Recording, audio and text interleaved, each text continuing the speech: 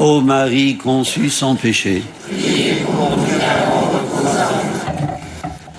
frères et sœurs, à nous tous qui sommes rassemblés ici devant la grotte de Massabielle, à l'écart de l'agitation du monde, la parabole de l'homme riche, dont les terres avaient beaucoup rapporté, vient à point rappeler que nous ne sommes pas maîtres du temps.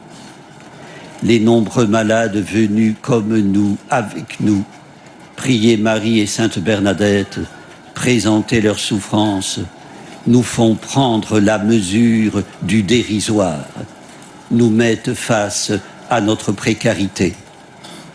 On raconte que Steve Jobs, le fondateur de Apple, peu d'instants avant de mourir, disait comprendre, mais alors seulement, le caractère insignifiant des richesses qu'il avait accumulées durant sa vie. Il ajoutait « Nous devons poursuivre d'autres objectifs qui ne soient pas liés à la richesse. » À méditer. Jeunes ou moins jeunes, riches ou pauvres, malades ou bien portants, qui que nous soyons, en quelque état que nous soyons, nous ne sommes sur cette terre que des voyageurs. Frères et sœurs, l'oublier, oublier notre finitude et folie. L'oubli de la mort, a-t-on dit, est une piètre ruse des mortels, aussi vieille que l'humanité. Pour reprendre les mots de David à son fils Salomon, la mort est le chemin de tout le monde. Il n'y a pas d'exception. Frères et sœurs, ce lieu, cet instant sont propices. Ils nous aident à remettre un peu d'ordre en nous-mêmes, à nous demander sur quoi repose notre vie, sur notre compte en banque, sur notre réussite personnelle et sur nos projets. Certainement pas.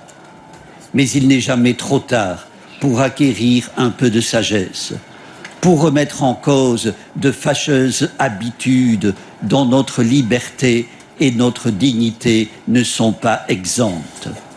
Voyez l'histoire de Diogène, le philosophe grec.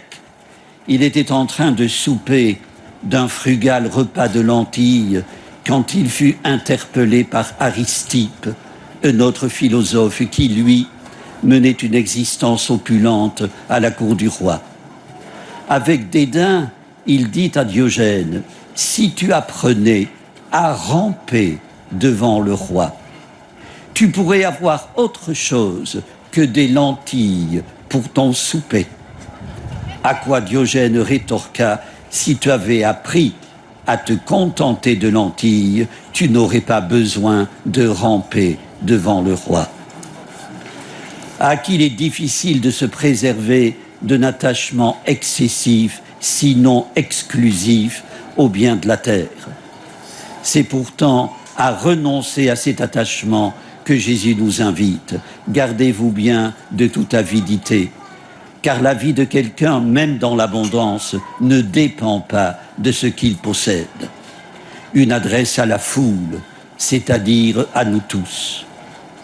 Hélas, que de personnes, que de croyants boitent des deux pieds, comme le roi Akab, en s'imaginant danser à la fois pour Dieu et pour le monde.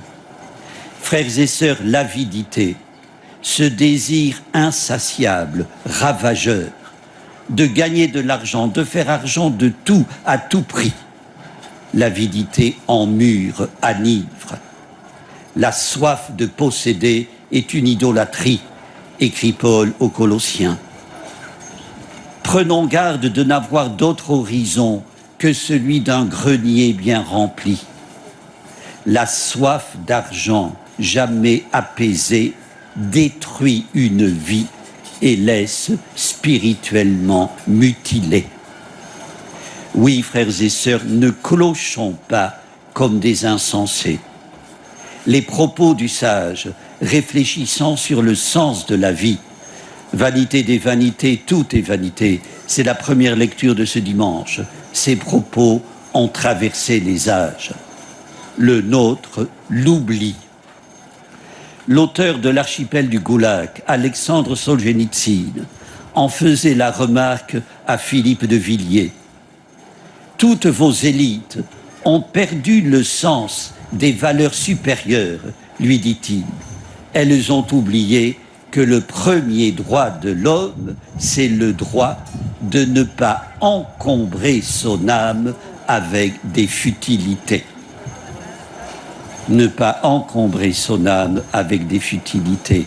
Frères et sœurs, dans le concert de l'histoire, le chrétien doit jouer la partition du contre-champ, ou plus exactement se démarquer de ce que pense le commun des mortels, sans morgue ni dédain, ne pas reprendre la rengaine générale qui rebat les oreilles.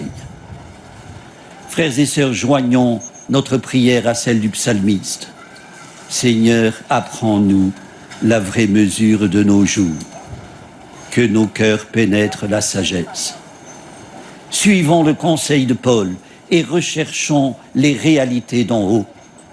Là sont nos vraies richesses auprès de Dieu dans son royaume. Amen. Prions le Seigneur. Dieu notre Père, avec ton Fils Jésus, nous voulons rechercher les réalités d'en haut. Attache-nous solidement à ton amour. Alors le jour où tu nous appelleras, nous quitterons sans peine les vanités de ce monde et nous entrerons joyeusement dans ton royaume pour les siècles sans fin. Amen. Le Seigneur soit avec vous. Et avec votre esprit. Que Dieu Tout-Puissant vous bénisse, le Père, le Fils et le Saint-Esprit. Amen. Notre-Dame de Lourdes, priez pour nous.